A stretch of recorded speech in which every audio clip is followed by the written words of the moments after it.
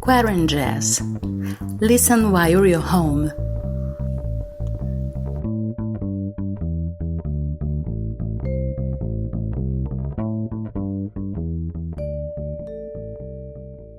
Hello and welcome to the 38th episode of QuaranJazz, your weekly update on what the jazz scene is doing during the year of 2020. I'm Geisa Fernandes, singer, songwriter, and music researcher from Rio de Janeiro, Brazil, and your favorite podcast starts now.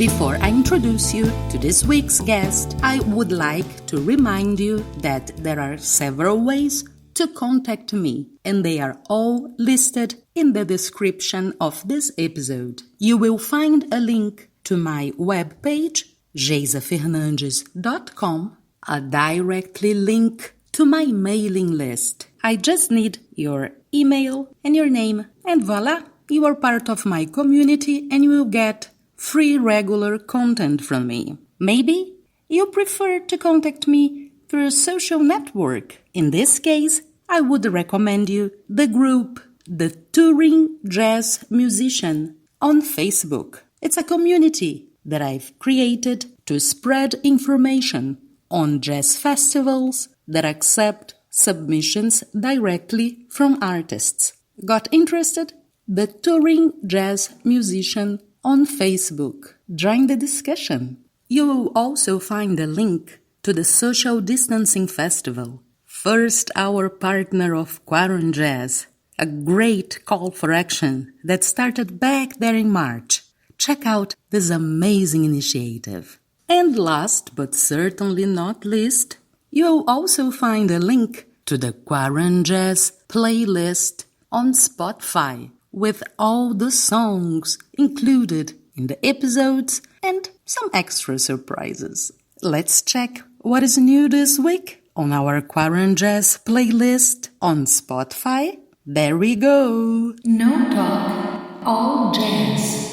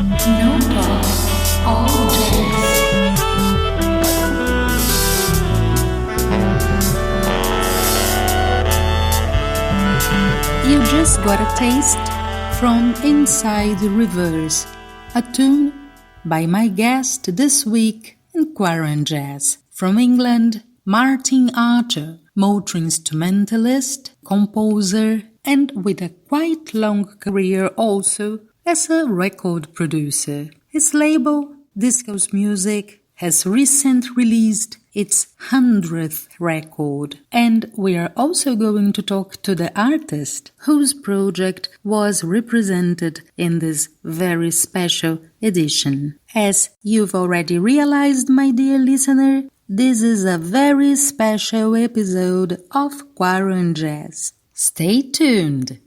Hi Martin!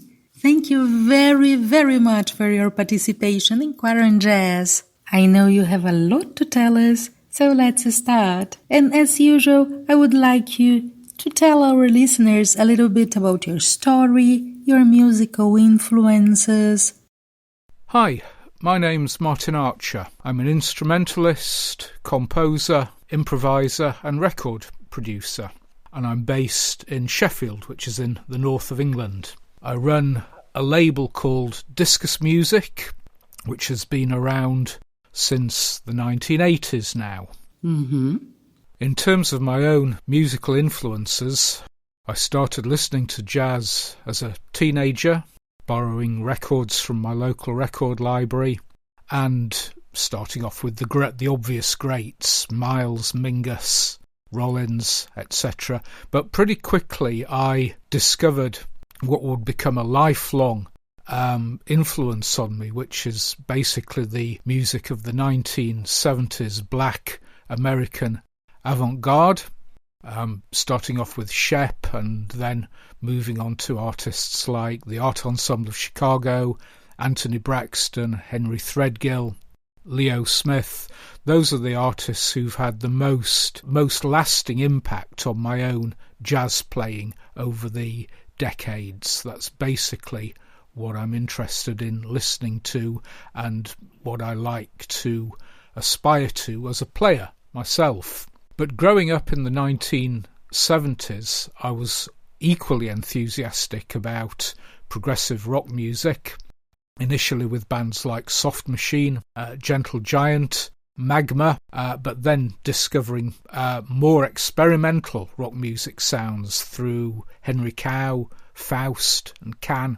So that's the other side of my musical coin. That's been the other thing that's been an abiding influence on me over the years. For many years I played on the live jazz circuit for round about 10 years of that, I was in a saxophone quartet called Horn Webb, and we played all over the place in the UK. But in the early 1990s, those gigs were starting to dry up, and at the same time I reconnected with my earlier interest in experimental rock music, and I got involved in electronics, synthesizers, and I was also able to start my own recording studio. At that time, I was able to start making my own records. So ever since then, I've developed my interest basically as a recording musician rather than a performing musician, although I do occasionally do gigs. But what I really enjoy doing most of all is making records. And I like making them in the context of my label Discus Music, where I haven't got anyone telling me what I can and can't do. I'm just able to get on and do it, and that suits me just fine. For many years, the Discus label was basically an outlet for my own music, but round about 10 years ago I started getting more interested again in engaging as a jazz instrumentalist, and I started working with more jazz musicians that I'd met at that point, mainly people who were based in the north of England, who I met through doing my own music. And at that point, Discus Music started to change a little bit, because instead of just being a platform for my own music, it started also to be a platform for CD releases by my friends and colleagues. And then more recently, I've started to develop the label a little more from that and to release a wider range of musics. The label's grown very slowly, but we're now putting out our 106th release right now, and the label's doing pretty well for an independent. It's been around a long time, and people know what the label is and what it does. I guess sometimes it confuses people a little bit, because one month I'll be putting out a jazz album, the next month I'll be putting out an album of left field rock music or improvised electronic music, but I think people are used to the fact that I switch around my own music quite a lot now. It's what I like doing, and people don't expect me to keep doing the same thing over and over again, and that's a position that I like to be in. That's marvelous. And how did the year start for you, Martin? At the start of 2020, my own latest release at that time was an album called Anthropology Band, which was a pretty ambitious record. I'd been in the studio and I'd made an album which was quite strongly influenced by the electric music of Miles Davis. So that was my new album at the time, and I was very pleased with that. And I was very lucky to be able to do a handful of concerts, which we'd got set up for March 2020. And it's very rare for me to do major band concerts like that. Most of the gigs that I play are much smaller scale, local improvised music type things. It's very rare for me to actually take a larger group out on the road and do larger gigs. Unfortunately, we just managed to do those before lockdown started. It's fair to say that the lockdown period has affected me a lot less than virtually every musician I know. A lot of the people I know are constantly out on the gig circuit, playing several gigs a week, earning their living from doing that, and of course that's all stopped. Their teaching stopped, and even any commercial music gigs that they might have been doing have stopped, and that's a great tragedy, just one of many tragic stories from around the whole world at the moment. For me, it made much less difference, because my natural life as a musician is within the recording studio.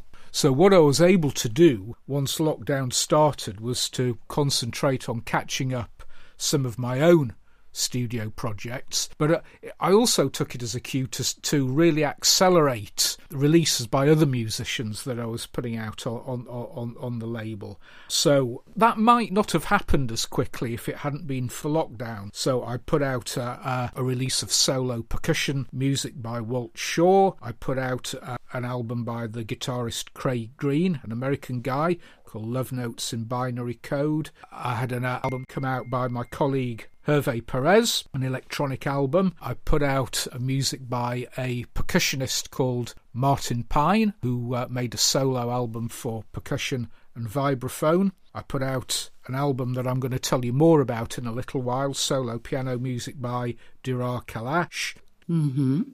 I even got into a reissue with Tony Oxley, the great British improvised music drummer. I reissued his album February Papers with his cooperation, and I was also honoured to have very recently put out an album by my great friend Keith Tippett, who is very sadly missed.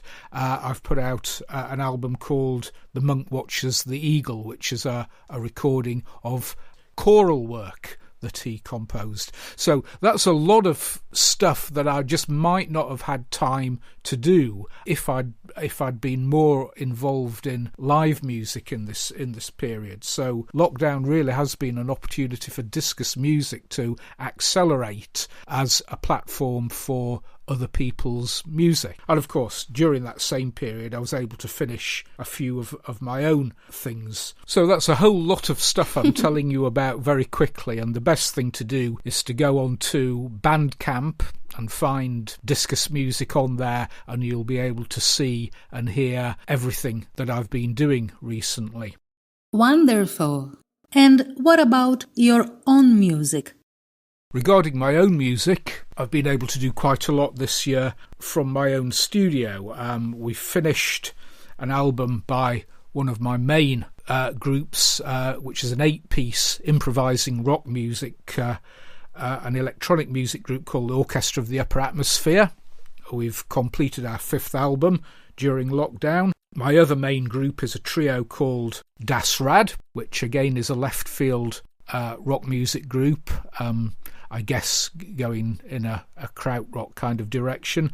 We were able to make an album with that trio, and I've also done some initial work on a new album in a duo which I'm part of, Inclusion Principle, which is an electronics and laptop-based group with my friend Hervé Perez. And what's characterised all of those was that we were able to complete those records without actually meeting each other at all. And in particular, the Das Rad record, which is one that I'm going to play you a track from, a track called Inside Reverse, which I think is pretty representative of most of the things that I'm interested in music. We were able to make that the Das Rad album, which is called Adios Al Futuro. The three of us didn't meet at all while we were making that record, and I guess I'm very lucky that while some of the records that I make do have to be recorded in the studio with everyone playing at the same time, the other half of my musical interest allows me to make records where collage and overdubbing is the normal way of doing it, and we're able to work around the constraints of the lockdown, everyone in their own studio, collaborating online, using technology to exchange sounds and files, and even to mix the album collaboratively by listening to it all in separate locations. So thank goodness for technology, because none of that could have happened 15 years ago, I guess. Talking about quarantine and talking about lockdown, how is the situation now in your area? In Sheffield, right? So right now, the situation here in Sheffield is the same as the situation right through the UK. We have a full lockdown in order to attempt to break the spiralling infection rate of COVID. So everyone's basically only got to leave their house for absolutely essential purposes. So I've got to keep concentrating on the things that I can do on my own or with remote collaboration. And fortunately, I've got 4 albums in progress at the minute, to which all of which it's possible to continue in that way by keeping remote from my collaborators and exchanging sound files and making sure the music progresses, because you can't stop the music. Musicians will always find a way of making music and adapting to adverse circumstances, and I consider myself pretty lucky that my own music enables me to slip into that way of working pretty easily. Mm-hmm. And Martin, we listened to part of Inside Reverse, added to our QuaranJazz playlist this week, and I would like you to tell us a few words about this track and also about the track that you've selected for us to listen at the end of the episode. So you'll have guessed by now, it's really hard for me to choose just one track of my own music which represents what I do, because none of the records that I make and none of the bands that I'm involved in are particularly similar. But I've chosen a track by Dirar called Inside Reverse. It's based on a studio improvisation we'd done a year or so previously, all pre-COVID, but then the editing and the arrangement and the final production was done at my own studio here, as was the rest of the album Adios al Futuro. So I've chosen this track because it includes at least some element of all the things that I'm interested in. It's an intense piece of rock music, but it's got abstract elements and it's got a compositional arrangement element to it as well. So it's a little taste of all the things I like. It's maybe like, you're hearing 30% of me here. You could go and listen to something else by me that would be completely different. But this is a track that I like very much, Inside Reverse by Dirar, and I hope you'll like it too. So there's one album that I want to talk about at a little more length, and it's an important one because it's Discus's 100th release. Discus 100 CD is its catalogue title, and I never thought when I started the label that I would have eventually produced quite so much music, but I have, and that's cool. In the run-up to this release, people were saying to me, well, Martin, I guess you're going to do something very special of your own for the 100th release. So I thought, no, actually, I'm not going to feature my own music for the 100th release. I'm going to turn to a musician who's new to the label, who's not particularly well known to audiences in the United Kingdom. And the nice thing about this is that it came about entirely by chance. So the album is an album of solo piano music by Dirar Kalash. And Dirar is a musician who is based in Ramallah, in Palestine. Dirar was touring in Europe and the UK at the start of the year, which is something that he doesn't get opportunity to do very often. But while he was in England, an improvising musician called David Birchall hooked him up with a sound engineer called Simon Raynell, and he was able to meet Dirar at the University of Huddersfield, where they have a beautiful piano, a beautiful Steinway piano in a beautiful concert room with a fantastic acoustic. Now, I think this is the really moving part of the story. Dirar has no access to a decent piano in his hometown. Opportunities to perform there are virtually nil. There's no access to a good piano, and Dirar was actually overwhelmed by having access to such a fine space and such a fine instrument, and his instinct led him to abandon the original plan to record some compositions, and Dirar instead made some improvisations which I think are very austere, but at the same time are very powerful and moving. Now, I didn't know any of this was going on at all. I didn't even know that Dirar was in the country. He did a little handful of gigs that, for whatever reason, didn't come onto my radar. And it was only when Simon Raynell approached me after lockdown had started, and he said, "Martin, look, I've made these recordings by Dirar. It's improvised music," and so I listened to it, and I thought, well, this is great. This it's not easy music. It's very austere. It's very spacious. It's very controlled. You've really got to concentrate on every note that Dirar plays. But I thought this would make a great statement to be Discus Music's 100th release. So fortunately I was able to get in touch with Dirar, who by this time was back in Palestine and dealing with the day-to-day difficulties of surviving in a very difficult situation at the best of times, let alone surviving during COVID. Anyway, I was able to make the arrangements with Dirar to choose which pieces would be on the CD and to collaborate on the artwork and make sure the sleeve note was good. So I'm very proud that this rather unlikely release for Discus is my 100th release, and I hope it will bring Dirar some additional notice and good fortune. The track that you're going to hear a little bit of, because the CD only has 2 very long tracks on it, but you're going to hear an extract, as much as time allows, from a piece called A Rift in Time. So thank you for listening to me. You probably won't have heard my name before, but hopefully you'll feel moved to find Discus Music on Bandcamp and take a listen to what we do, and I hope you'll find a lot of sounds to enjoy there. Thank you, Martin, very much for this talk. Congratulations for the 100th release. It's amazing. And, dear listener, before we go to the track, we have a little surprise. As I said in the beginning of this episode, we also had the opportunity of talking to Dirar Kalash.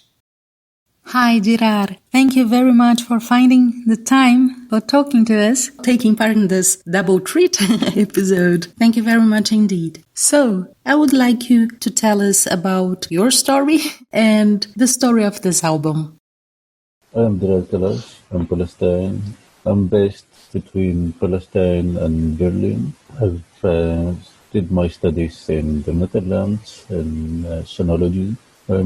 It's a little bit difficult for me to describe my musical practices and influences, because they range really from how I prefer to say it, from like rather between like, let's say, genres or styles. I'd rather say that it ranges from like, let's say, quietness and loudness, a multitude of sounds and instruments in different contexts, sometimes improvisational, sometimes compositional.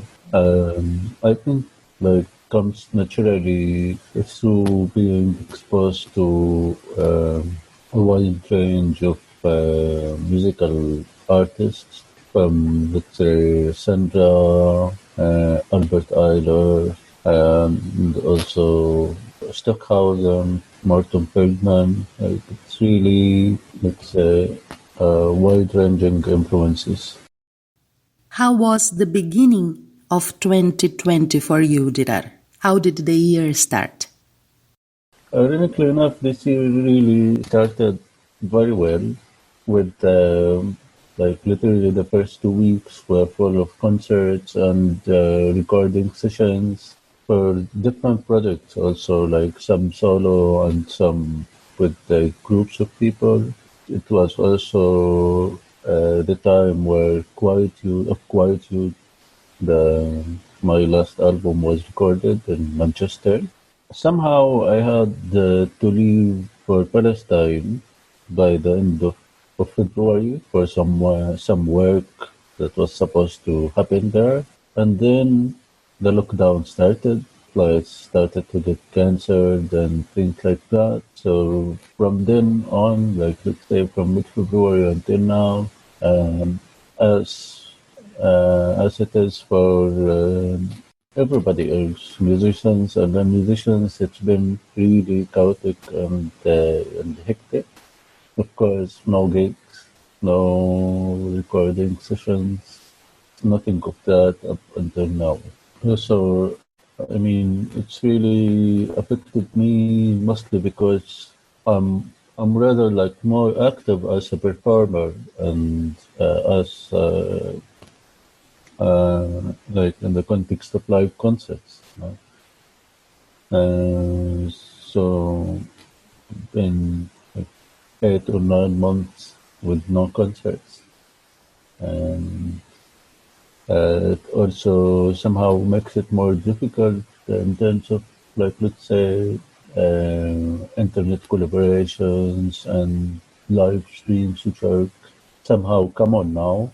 But it's still difficult for me because I don't think that it's really that, like, let's say, this online thing or the internet as platform. I don't think that it really fits with what I do normally. I need the interaction with the audience. I need to hear the sound in the space, not through headphones and things like that. Did you try live streaming? Yeah, I've done that a couple of times, but still, I mean, it really doesn't feel the same for me. So I spend most of the time working on compositions or practicing. That's somehow like good, but it's still, as a gigging musician, it's really tough also financially. And I mean, that's important also in compositional context, if I want to sit down on the table or in the, like, let's say, working with the instruments, that also need somehow a kind of financial security and peace of mind in order to carry on with that. I certainly understand what you mean. No peace of mind, no art. What is the current situation in your area? As I said, I'm still in Palestine since mid-February. Lockdowns come and go. Currently, we are in a lockdown. It's not that strict, but it affects everything, of course. And there are no gigs, so I'm not playing. I would like you to tell us something about your new project. I know that you had to make some changes to adapt a bit from your original plan. What can you tell us about this recording? The recording of this album came out somehow as a surprise, actually, because I was supposed to record a totally different material, but in the musical language and also from the sonic aspect. I'm not going to talk so much about what actually was my intention, because I mean, simply it's not relevant. What matters is that, like, when I entered St. Paul's Cathedral in Huddersfield, started playing the grand piano there, I felt that, like, the whole space was not really the best for my initial ideas, but the good thing also that was so unique that I started to just improvise, explore the sounds of both the space and the instruments at the Huddersfield St. Paul's Church. It was really special, and there was so much to explore in terms of sound there. And I went on with that.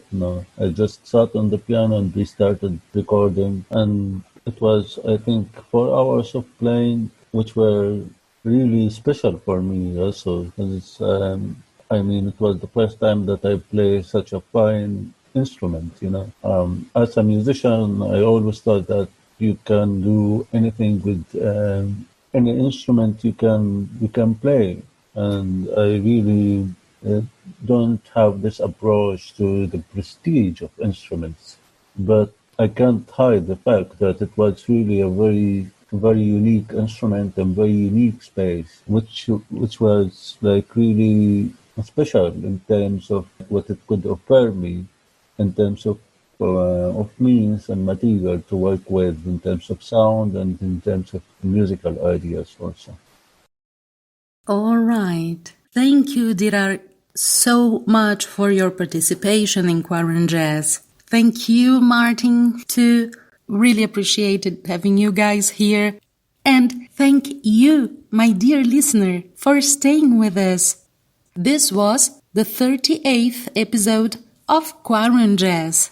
I'm Geisa Fernandes, singer, songwriter, and music researcher from Rio de Janeiro, Brazil. And if you'd like to go on this conversation, just contact me. In the description of this episode, you will find a link to my webpage, geisafernandes.com, where you find my contact form. There's also a link to my mailing list for those who'd like to get free regular content from me, or on Facebook. Join the group The Touring Jazz Musician, named after a guide I wrote on information for those artists who'd like to contact jazz festivals directly. You know, there are festivals with open submission processes. That's what we talk about from the group The Touring Jazz Musician on Facebook. See you there. Well, my dear listener, it was once more great to enjoy your company in QuaranJazz, but it is time to bid you farewell. Till next week, and now, ladies and gents, a rift in time.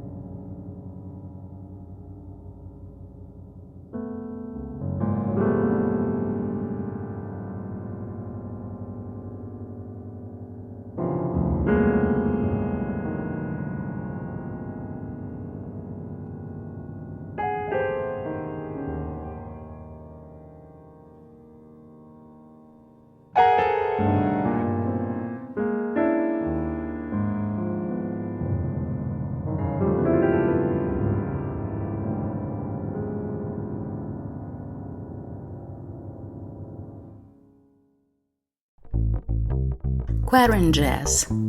Listen while you're home. QuaranJazz, a podcast by Geisa Fernandes.